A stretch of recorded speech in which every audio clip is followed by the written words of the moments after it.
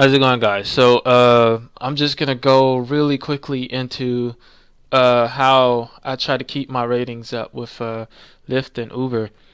So I've been driving for them for about 3 weeks, and everybody starts with 5 stars, you know. So the first week I dropped down to about a low four, like a really low four. And so I was about to panic, like I was starting to panic, and then I read like my top review that said that I had a really good conversation and I was a safe driver.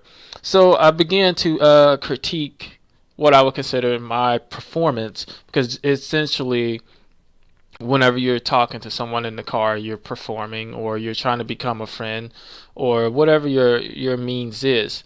So what I would do is I would always invite them in the front to the front seat, whether they were Lyft or Uber, and if they took the front seat, then for me, I was like, okay, so they took the front seat. That means they probably want to talk. So that's what I did. I would talk when they sat in the front seat. When they took the back seat, I would just basically ask them, hey, how was your day? And they would tell me. And if there was no, I'm gonna say feedback or any extra effort on their behalf to continue the conversation, I just let the conversation go. I mean, I'm the type of person that can stir up a conversation, but that's not necessarily what people want every single time. So, whenever people in the back seat, I let them engage me, or I just let them ride back there. So, following that formula, my rating started to go up. So, then I started not talking about Uber or Lyft. Like people always ask you, why do you drive for Uber or Lyft? That's like one of the most common questions you get. Oh, it's cool. You can drive for Uber or Lyft because you can jump in your car at any moment. Okay, so this is the perfect opportunity. Like if you definitely need a 5 star to sell yourself. At this point, you want to tell them why you're passionate about. If you're passionate about driving for Uber, if you're passionate about driving for Uber or Lyft, like for me, it's a lifestyle more than it is money. So I portray my passion to them and they can read into it and it's like, okay, yeah. And I always like to add, that I never know who I'm going to meet. And that's like the best part about it is I never know who I'm going to meet. Everybody has a story. So at that point they feel special.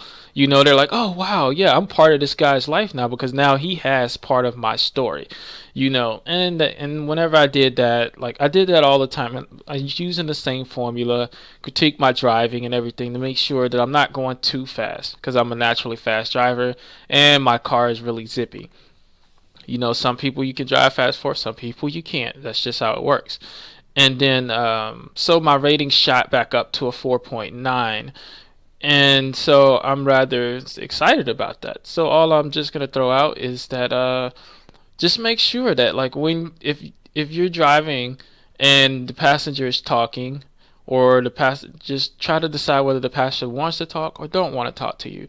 If they want to talk to you, talk about something that interests them or something that you're passionate about. Relate passions, relate to the passenger, and I think your ratings will go up, and it'll make your driving a lot more enjoyable to the point where people don't want to get out of the car when you actually get to the destination or they invite you in. Either way it goes, but we got to make that money either way it goes. So keep those ratings high and see you guys later.